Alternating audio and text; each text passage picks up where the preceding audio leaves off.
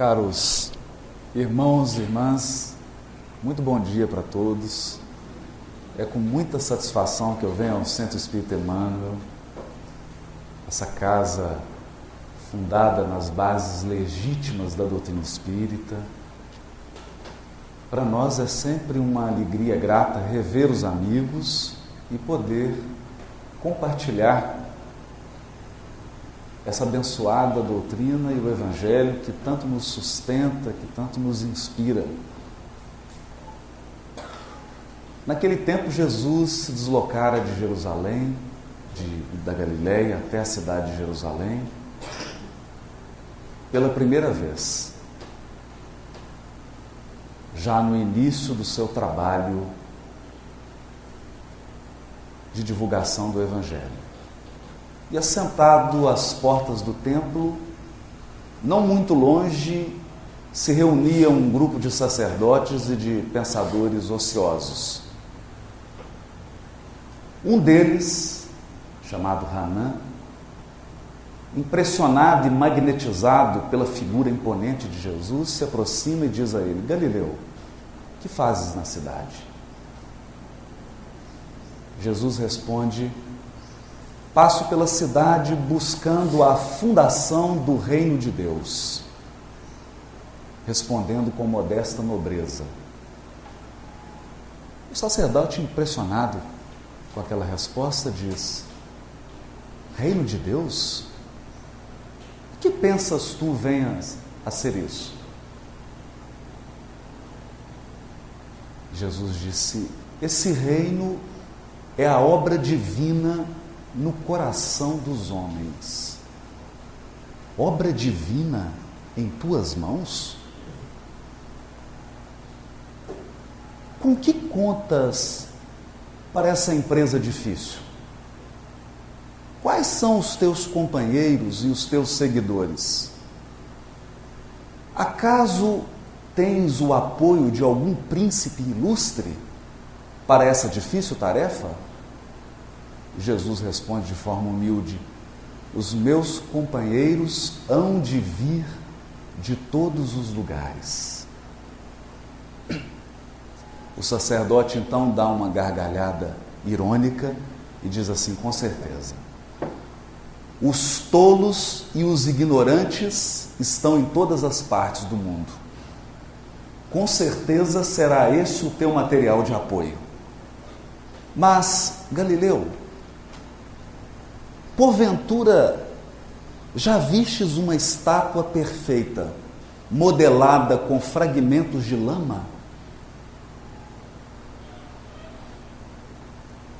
Jesus, apreendendo a agudez da ironia, responde a eles com energia serena: sacerdote, nenhum mármore existe mais puro e mais formoso que o do sentimento, e não há cinzel superior ao da boa vontade.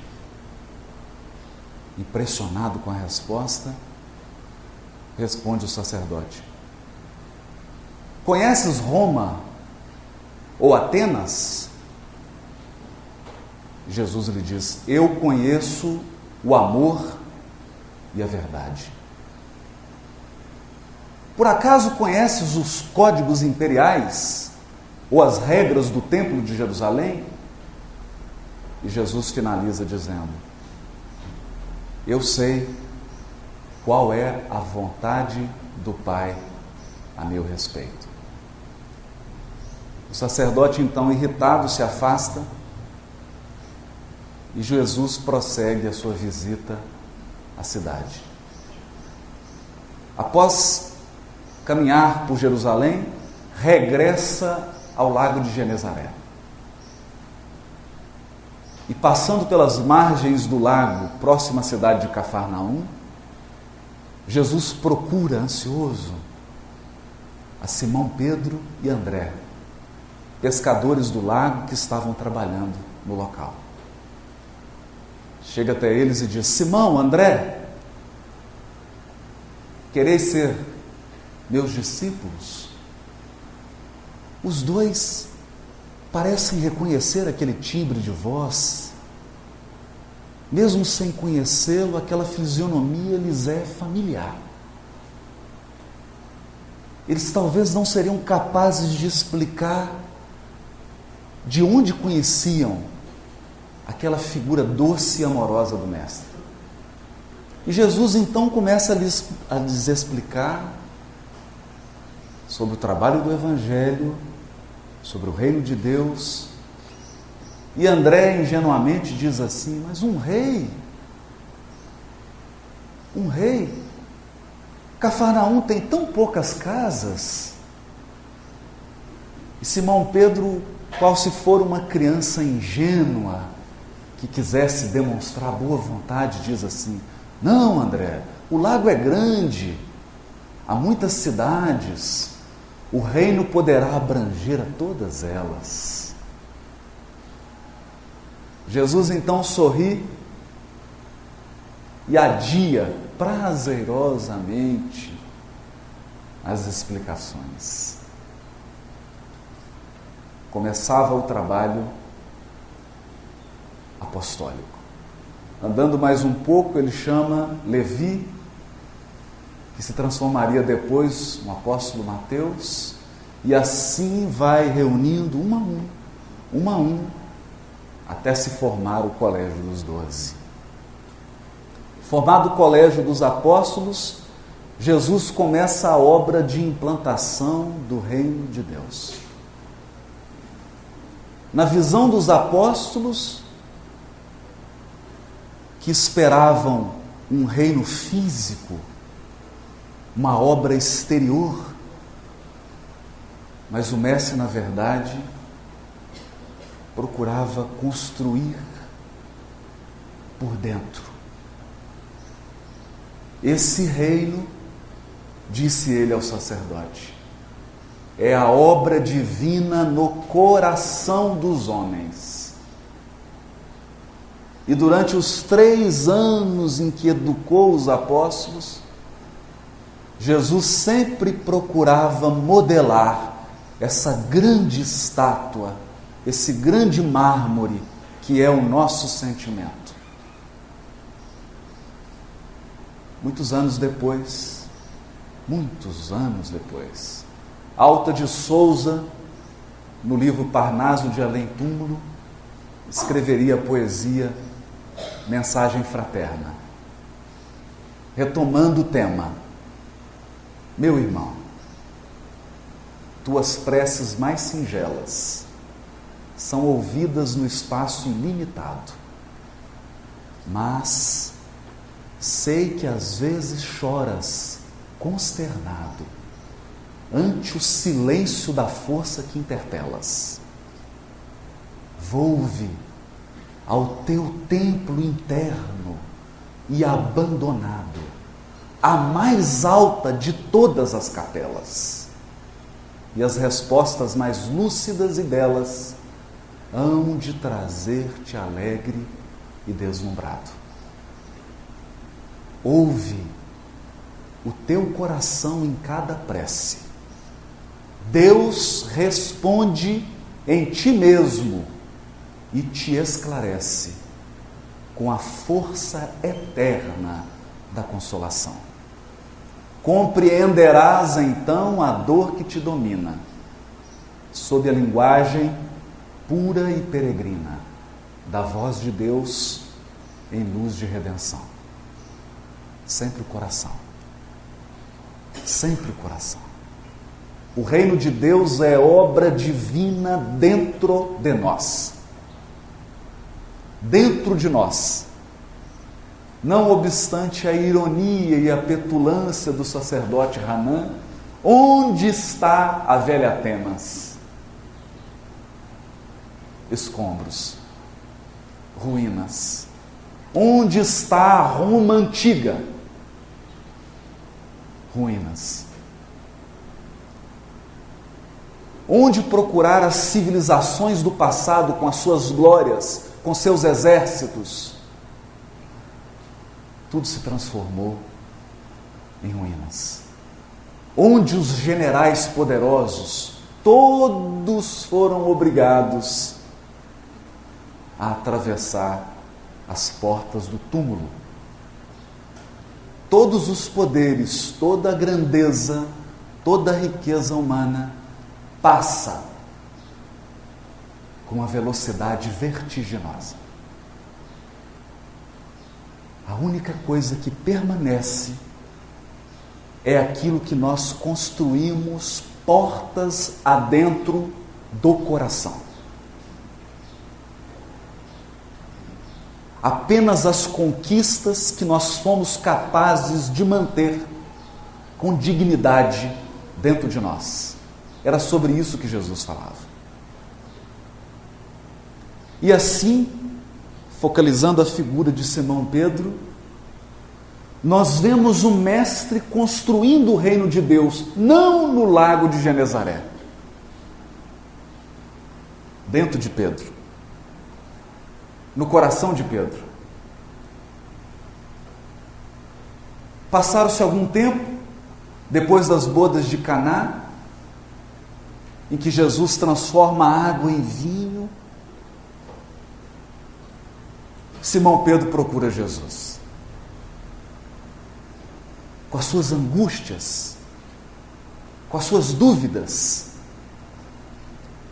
E Jesus, com a sua bondade, com a sua pedagogia celeste, vai moldando, modelando o coração do apóstolo. Simão Pedro pergunta: mestre, por acaso não terias estimulado a bebedice ao transformar a água em vinho? E Jesus pergunta a ele: Simão, conheces a alegria de servir a um amigo? Conheces a alegria de servir a um amigo? A resposta era uma profecia. Naquele casamento, o noivo era alguém do relacionamento íntimo de Jesus. No dia mais importante daquela pessoa, no dia do seu casamento, em que ele recebia familiares, amigos, companheiros, acabou-se o vinho. Desesperado, amargurado, envergonhado, o noivo pede para procurar Jesus. E ele então, dando a lição do servo, transforma a água em vinho, mas ao mesmo tempo aproveita o símbolo para ensinar que o Evangelho se iniciaria na terra em clima de grande alegria. Afinal de contas, é por isso que ele se chama Boa Nova, Boa Notícia. A notícia mais espetacular que a terra já recebeu até hoje. E ele prossegue dizendo para Simão: Simão, os afetos da alma são laços misteriosos que nos conduzem a Deus. Laços misteriosos que nos conduzem a Deus. E prossegue o trabalho. Simão vai sendo educado. De início, um apóstolo rude, apressado, nervoso, não sabia dosar a energia, se excedia facilmente. No final do ministério, Jesus pergunta: o que eles dizem sobre o Filho do Homem? Uns dizem que você é Jeremias, outros dizem que você é Elias. E vós? Que dizeis? Agora, o coração amadurecido de Simão Pedro, o coração já cinzelado pela boa vontade. Tu és o Cristo, o Filho do Deus vivo. Bem-aventurado és tu, filho de Jonas, porque não foi a carne nem o sangue que te revelou, mas meu Pai que está nos céus. mas ainda frágil, qual se for uma criança que ainda necessitasse de ser fortalecido. Simão Pedro oscila quando Jesus começa a descrever os quadros da crucificação que o aguardavam. E Simão diz: mas mestre, não vás, não podes sofrer. E Jesus o repreende: afasta-te de mim, Satanás. Afasta-te de mim, adversário. Advertindo Simão Pedro sobre os problemas da oscilação. Ora nós estamos sintonizados com as forças superiores da vida, ora nós estamos sintonizados com o egoísmo que nos é peculiar, com a incompreensão da vontade de Deus a nosso respeito. Como diria o sacerdote: conheces os códigos do império e as regras do templo? E lhe responde Jesus: conheço a vontade do Pai a meu respeito. Porque se o reino de Deus é obra divina em nosso coração, Deus quer sempre o melhor. Sempre o melhor. Mas o melhor nem sempre é o que queremos. Porque se nós sempre quiséssemos o melhor na nossa jornada evolutiva, nenhum de nós enfrentaria expiação e dores. É por escolher o pior que nós atraímos sofrimento para a nossa senda espiritual. Ali Jesus ensina a submissão à vontade divina. E se encaminha para Jerusalém, para a festa da Páscoa, todos sem entender, sem perceber que aquela seria a última Páscoa ao lado de Jesus encarnado.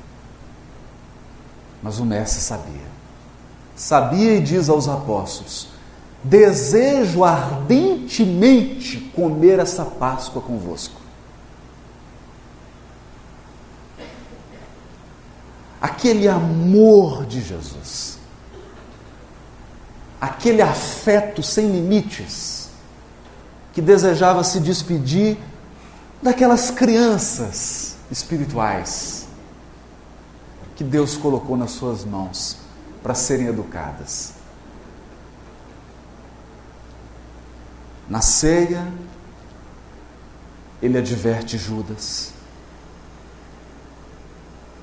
Diz explicitamente para ele que o único enganado era o próprio Judas.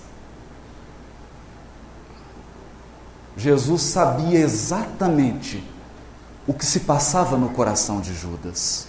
Mas qual era o plano de Judas?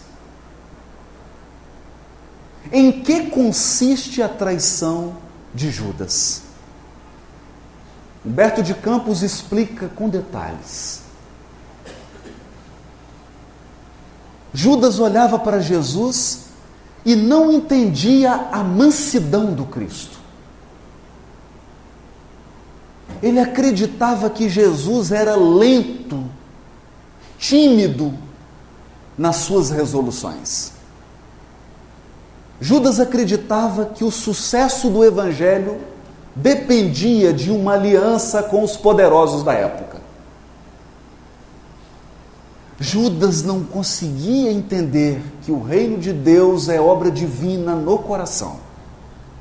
Ele imaginava que o reino de Deus é obra externa, a ser construída com pedra. É obra que depende de política humana. Então arquiteta um plano humano.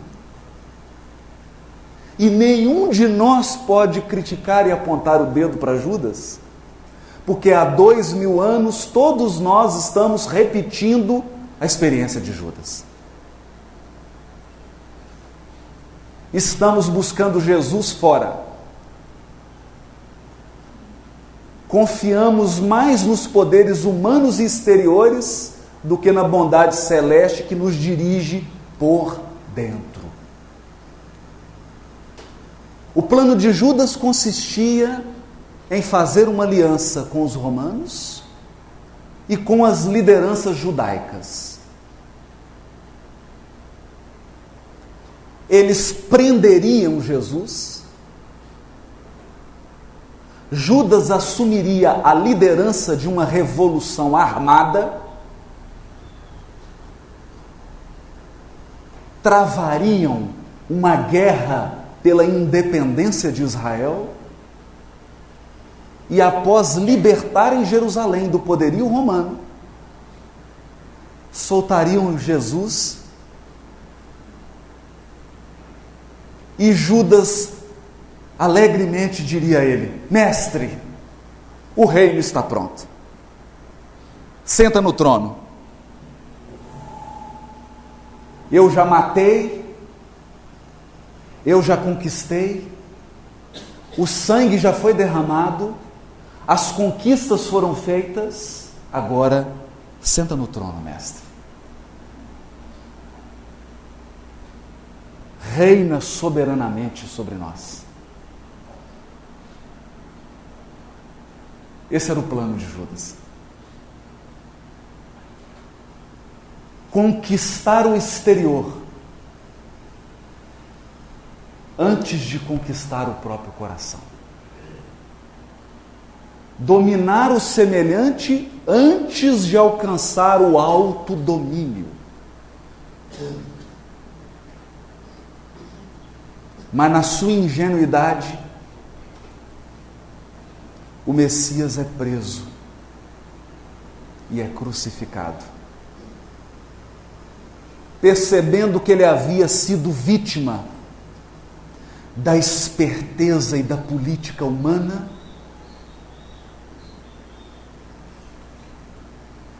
com um remorso gigante, percebendo o equívoco, percebendo que ele confiara mais nos homens do que em Deus, Judas não suporta a dor e suicida-se. Seria ele o apóstolo que exigiria de Jesus a mais alta dose de amor. Porque era o apóstolo que tinha a maior dificuldade de entender que o reino de Deus é obra divina no coração dos homens. Quando Jesus é preso, Simão Pedro, inconformado, retira a espada. Retira a espada. E imaginando como Judas que o reino de Deus é obra externa, se prepara para a luta. Corta a orelha do soldado.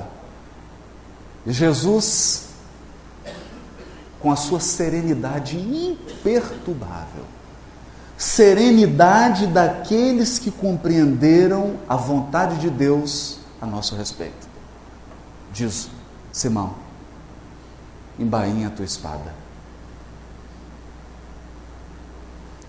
guarda a tua espada, porque aquele que com ferro fere, com ferro será ferido. Resumindo, é como se Jesus dissesse para ele assim: Simão, você acaba de perder uma orelha. Porque, como dizia o Chico, o mal que eu causo ao semelhante é brasa que eu espalho sobre a própria cabeça. Toda vez que nós ferimos o semelhante, é como se semeássemos sofrimento na nossa vida. Pode não ser nessa, mas será na outra. a lei de justiça que rege os nossos destinos, manda que a vida nos retribua exatamente aquilo que nós damos a ela.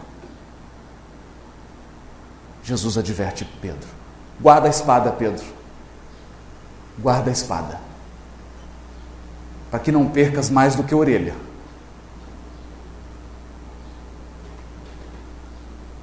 Momentos antes, em conversa com os discípulos, Jesus já havia advertido Pedro. Perguntou para ele: Pedro, tu me amas? Amo, Senhor. Amo. Então cuida das minhas ovelhas, Pedro. Pedro, tu me amas? E Pedro já ficou desconcertado. Amo, Senhor. É claro que eu te amo. Então cuida das minhas ovelhas, Pedro. E pela terceira vez: Pedro, tu me amas? 3 vezes. 3 vezes Jesus chamando atenção para o coração. Pedro, olha para o teu coração. Porque o nosso coração é fonte da vida. Tudo que nos acontece procede do coração. Todos os processos se iniciam em nosso coração. É a partir do sentimento que nós vamos criando, que nós vamos decidindo, que nós vamos agindo e, portanto, vamos determinando o que nos ocorrerá. Pedro pedia para Jesus: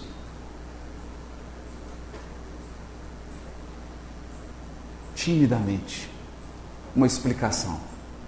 Por que 3 vezes? Mestre, eu te seguirei até a morte.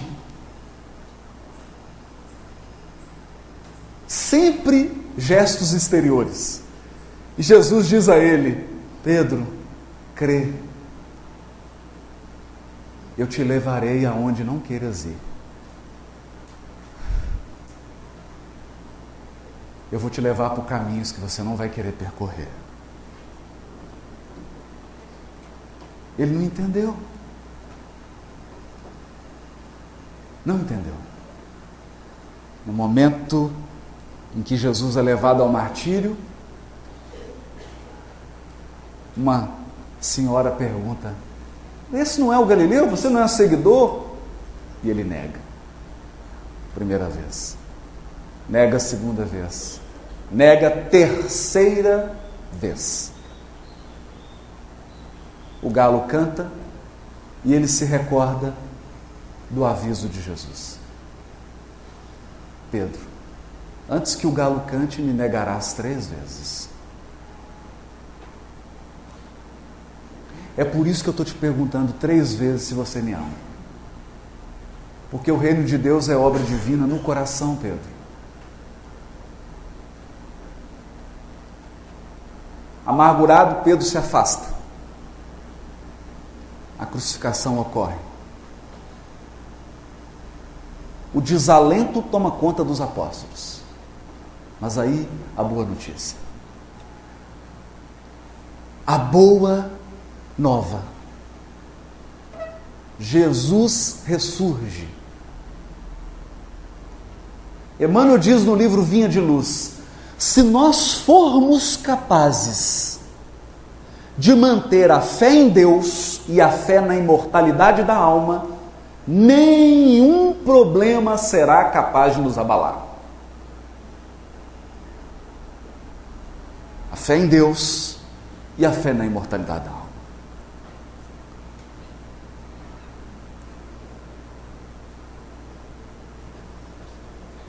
Como diz Maria de Nazaré, tudo passa. Tudo passa. Todos os problemas da vida do encarnado passam. Passam. Só o bem resiste à eternidade. Só o amor sobrevive ao tempo. Nenhum problema e nenhuma dor ficará de pé. Se formos capazes de manter a fé em Deus e a fé na imortalidade da alma. A volta de Jesus reacende a chama no coração dos apóstolos. Porque agora eles estavam conscientes que a obra do Evangelho não era obra externa. Não era uma construção fora. Era uma construção dentro. Dentro. De modo paralelo, 2000 anos depois, nós vamos encontrar no Brasil um grande companheiro, diretor da Federação Espírita Brasileira, Frederico Filho. O homem criador do selo Odeon. O homem que trouxe o disco de vinil para o Brasil. E responsável pelas primeiras gravações. Fez fortuna. Ajudou na construção do parque gráfico da Federação Espírita Brasileira, numa época em que ninguém queria editar livro espírita. Ele, muito corajoso, disse: se ninguém quer editar, nós vamos fazer uma editora e uma gráfica. Homem arrojado, empreendedor, empresário bem-sucedido, ao desencarnar, vê-se numa situação embaraçosa. Ele olhava para os companheiros que trabalharam ao lado dele na Federação Espírita Brasileira. Todos apresentavam um percentual de luz. Ele olhava para si mesmo e percebeu que emitia uma luz opaca. E ele então perguntava: mas eu construí a gráfica, eu ajudei a construir a sede, eu ajudei a fazer isso, eu ajudei a construir aquilo, eu ergui isso. E Dr. Bezerra lhe disse: meu filho, o que você ergueu aqui dentro?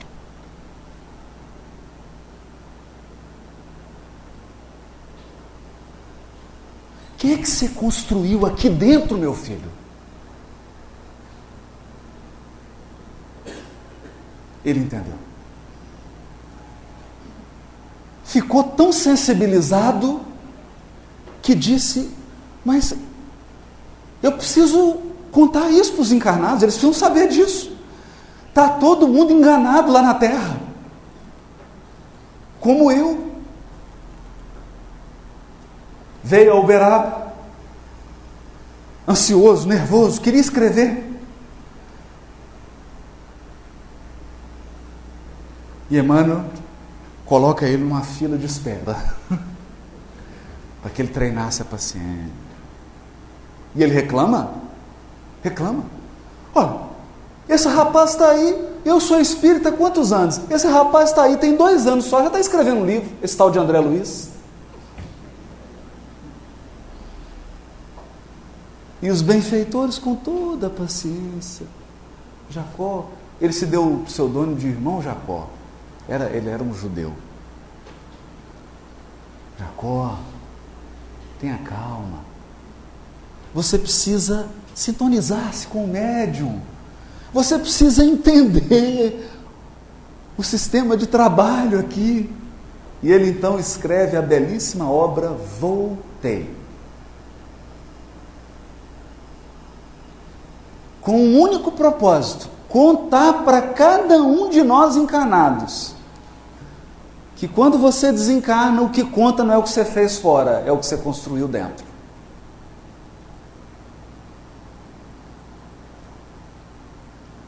Mas a maioria dos encarnados dorme um sono profundo. Profundo. A maioria caminha distraído. Porque o mundo material apresenta tantas distrações, tantas atrações, que o nosso espírito se distrai. Voltando a Simão Pedro.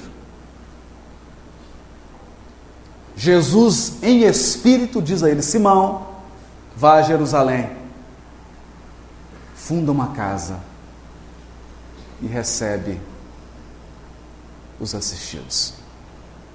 E começa o trabalho. Qual o trabalho? Onde está a casa do caminho em Jerusalém? Onde?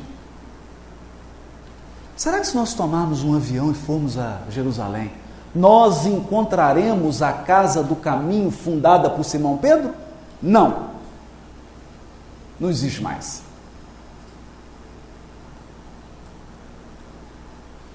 Não existe. Nem ruína. Porque quando Jesus pede a Simão para construir a casa do caminho, ele não pediu uma obra externa, ele queria construir por dentro.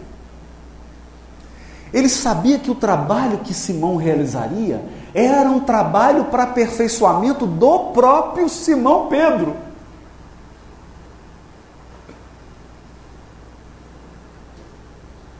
Esse reino é obra divina no coração dos homens. E um dia ele encontra Simão triste, sentado, amargurado. Jesus em espírito chega do lado dele: o que foi, Simão? Mestre, Iodebe está dizendo que eu sou ladrão, que eu recebo aqui os donativos e estou utilizando. Jesus fala: não se preocupe, Simão, Iodebe vai viver.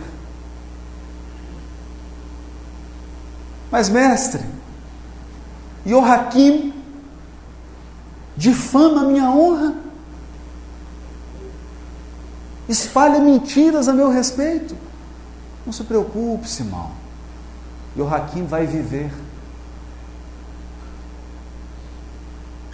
E assim ele vai apresentando todos aqueles que causavam constrangimento, o nome de um por um, e Jesus fala: não se preocupe, Simão, eles vão viver. Porque a pessoa que fere se esquece. Se esquece que a vida é longa. E que se hoje você está com tempo de ferir, amanhã haverá o tempo de receber. Se existe tempo de plantar, existe tempo de colher. E todo aquele que pratica o mal um dia entende a frase de Jesus: Pai, perdoa-lhe, eles não sabem o que fazem.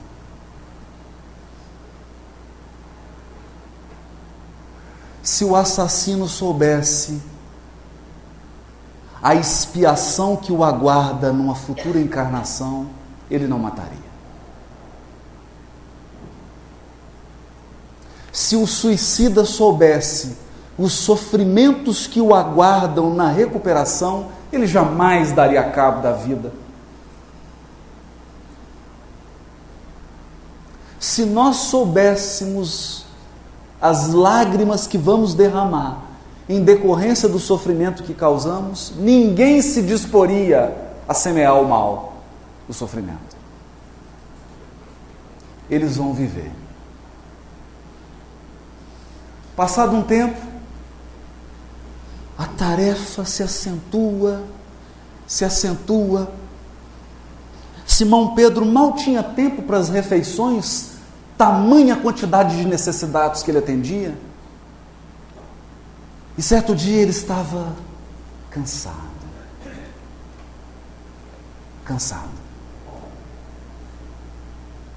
E tem então uma recaída. Se aproxima no relógio 5 horas, ele fala: é hora de fechar. O atendimento é até às 5. Deu 5 horas e fechou as portas. Mas um necessitado abre a porta e entra no recinto. Simão Pedro já recolhia as coisas para se dirigir ao interior da casa do caminho e vê o necessitado na sua frente e fala: mas, pelo amor, o senhor não viu que a porta está fechada? O atendimento já está encerrado. Já acabou.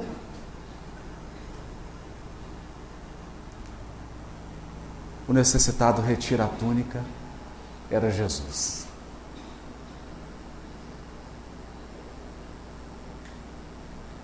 Jesus não diz nada. Apenas dirige um olhar triste para Simão Pedro. E o apóstolo se sente tão envergonhado que entra num choro convulsivo.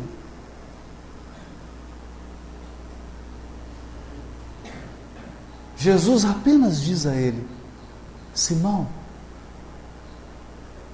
eu apenas te pedi que cuidasse das minhas ovelhas.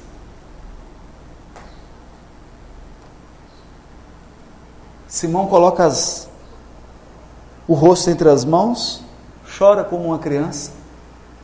Quando ele termina o pranto, Jesus não estava mais no ambiente.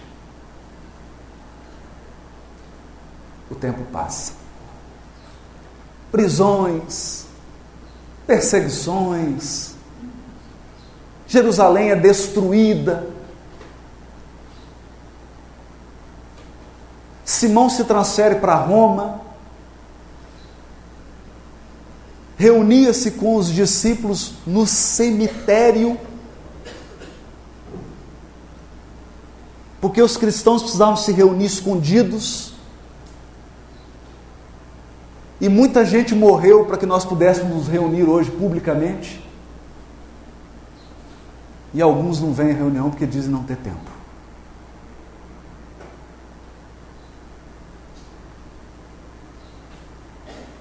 Realiza o seu trabalho.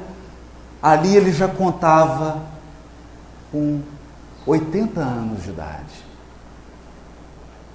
Era um ancião.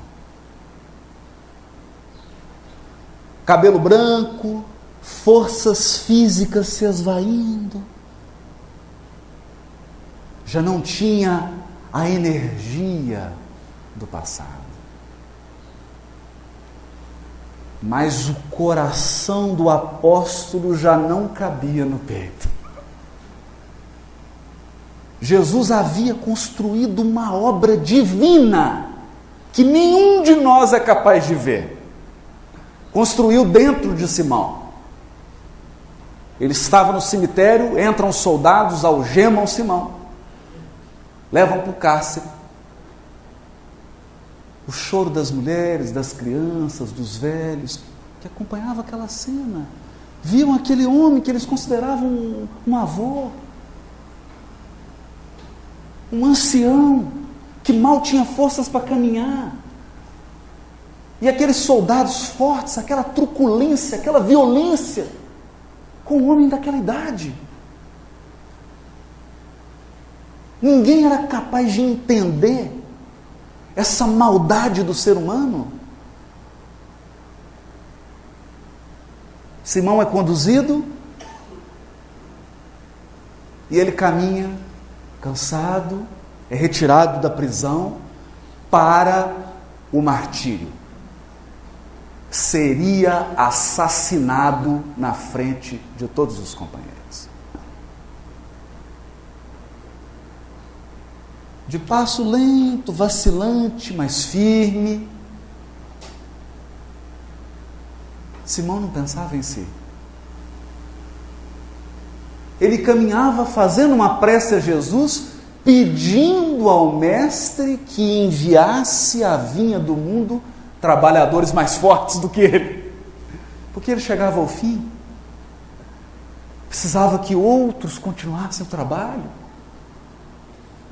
Ele então rogava ao Mestre que enviasse trabalhadores jovens, fortes. Mas não era só isso. Enquanto caminhava para o martírio, Simão foi envolvido por uma profunda saudade de Jesus. embora ele caminhasse às margens do Tibre e visse aquela suntuosa Roma, o coração dele se transportou para a Galiléia. E ele começou a recordar as flores de Betsaida, as romanzeiras de Dalmanuta, os sítios, os pomares de Magdala, o pequeno vinhedo de Cafarnaum, os tempos em que Jesus acordava 5, 6 da manhã e pescava com eles. E eles podiam usufruir da convivência com Cristo. Naquele momento, o que ele mais sentia era a saudade de Jesus. Uma profunda saudade. Nem percebeu que eles o colocaram sobre um madeiro, pegaram um martelo e pregaram ele numa cruz. Tamanha era a sua saudade, tamanha era a lembrança, que ele não percebeu. E ele ficou absorvido naquele clima de nostalgia e também não percebeu que as horas passavam.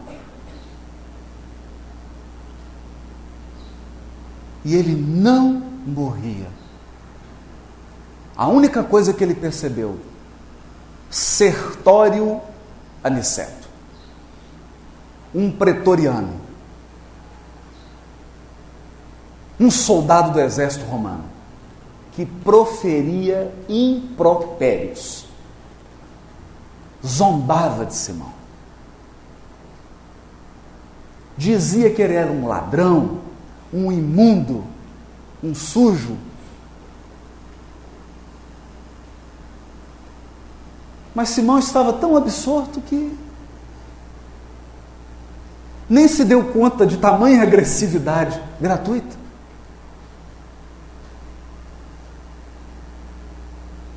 Porque as pessoas às vezes são vítimas, às vezes elas são instrumentos de forças perversas e saem distribuindo uma agressividade gratuita, sem sentido.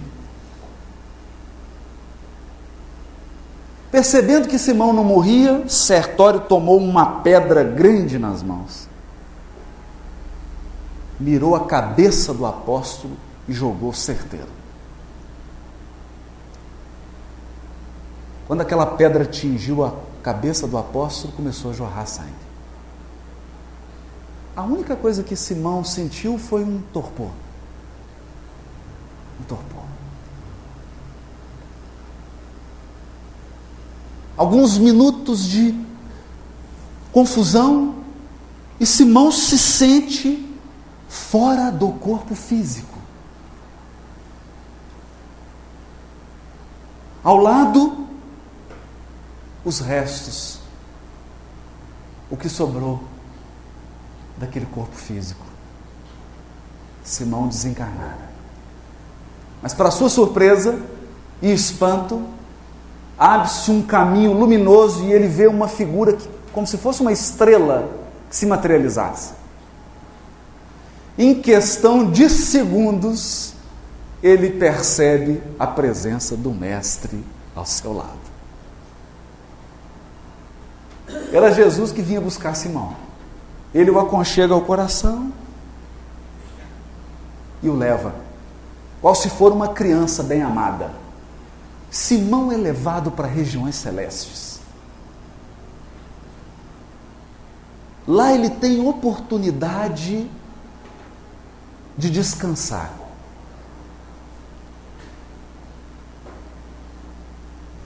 Esse relato está no livro Antologia Mediúnica do Natal. E diz Humberto de Campos que ele revê amigos, presencia espetáculos de grandeza cósmica. Jesus lhe proporciona experiências assombrosas, maravilhosas. Passados 2 semanas, Jesus chega para Simão e anuncia a despedida. Simão, surpreso com aquilo, fala: mas mestre, aonde vais?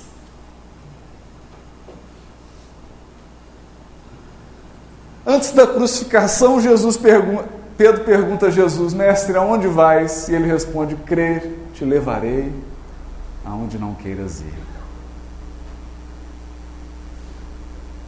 Jesus é crucificado. Anos depois, Simão Pedro também, segundo a tradição, de cabeça para baixo. E os pés que Jesus lavou, as mãos que Jesus tocou, apontavam para o céu.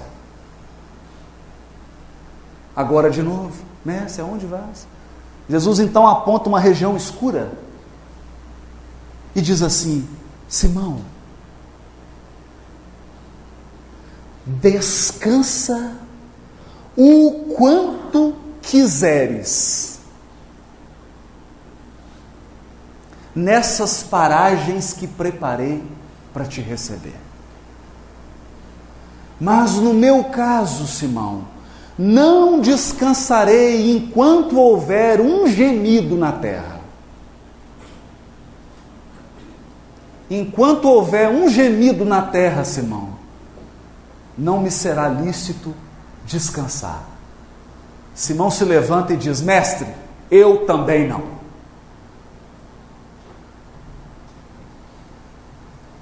Dá os braços a Jesus e os dois voltam à terra, para Roma. Alguns cristãos seriam imolados naquele dia. Era a véspera de Natal. Ao chegar num cemitério escuro de Roma,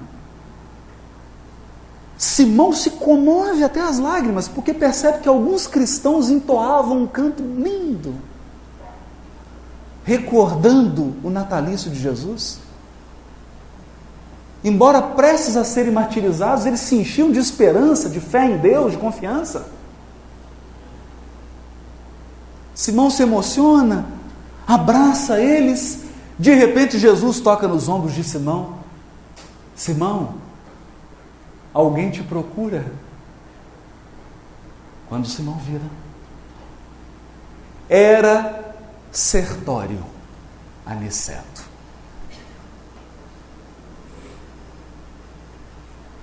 O pretoriano que atirara a pedra na cabeça de Simão. Agora era um homem minguado, choroso, trazia uma criança doente nos braços, seu filho. Convertera-se ao cristianismo, arrependera-se dos desmandos que cometeram. E estava ali com o filho doente nos braços, no túmulo de Simão Pedro, rogando a Simão Pedro que curasse seu filho. Simão impõe as mãos sobre o filhinho de Sertório, aplica-lhe um passe e a criança se cura. O rosto do soldado se enche de alegria, uma felicidade, ele chora de emoção. Porque mesmo tendo assassinado o apóstolo, ele sabia que o cristão verdadeiro sempre retribui o mal com o bem. E volta para casa feliz. Para Sertório, começava a implantação do reino de Deus no coração. Para Simão Pedro, o serviço continuava. Para cada um de nós, fica agora, nas vésperas de Natal, o convite para a implantação do reino de Deus em nós. Muito obrigado. Bom dia para todos.